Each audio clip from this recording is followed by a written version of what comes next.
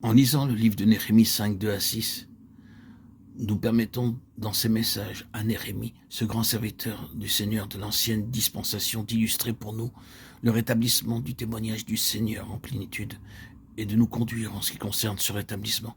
Néhémie déclarait qu'il avait un grand ouvrage à exécuter et que Dieu avait mis cette chose dans son cœur.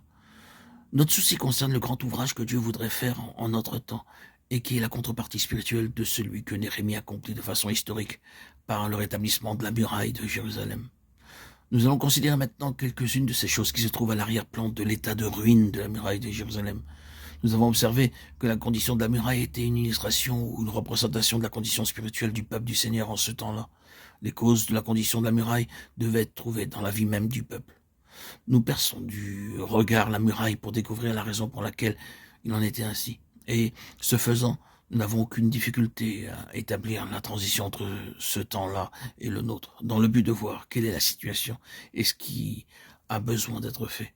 Le 5e chapitre de Néhémie nous apporte la première des conditions particulières qui caractérisaient cette muraille en ruine, mais aussi du peuple de Dieu, étant donné qu'en ce temps-là, la muraille reflétait son état.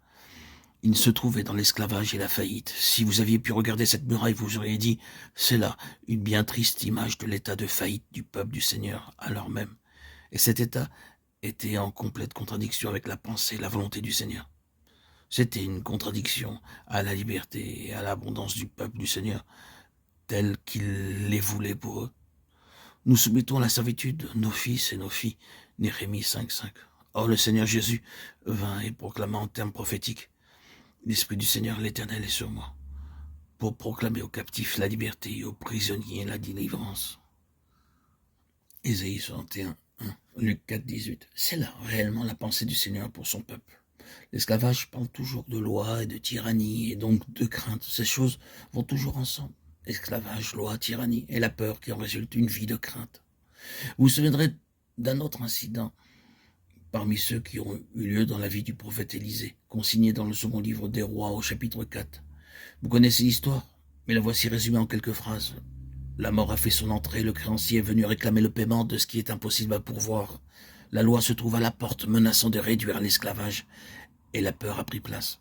En face de cette situation, il y a Élisée, l'homme que nous savons représenter et incarner la loi de l'esprit de vie, qui a toujours affaire à des situations de mort et à leurs conséquences. Et ainsi, Élisée entre en scène et, en procurant la vie, en faisant usage de la loi de l'esprit de vie, rend possible de faire honneur à toutes les obligations, satisfait le créancier, détruit la crainte et libère les fils. C'est là une belle illustration d'une grande partie de la vérité néo-testamentaire. En effet, la lettre aux Galates est l'interprétation de ce petit incident.